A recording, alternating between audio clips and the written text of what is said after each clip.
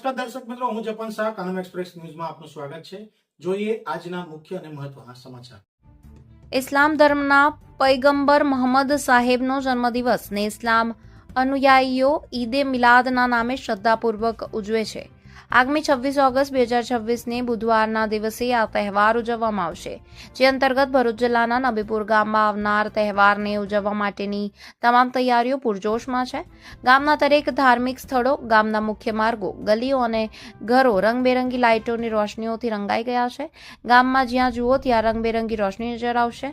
આ દિવસની ઉજવણીના ભાગરૂપે બુધવારના દિવસે સવારમાં ગામમાં ભવ્ય જુલુસનું આયોજન કરવામાં આવ્યું છે અને ત્યારબાદ સમસ્ત ગામ તરફથી ગામની ભાગોળે નિયાઝનું આયોજન કરવામાં આવ્યું છે।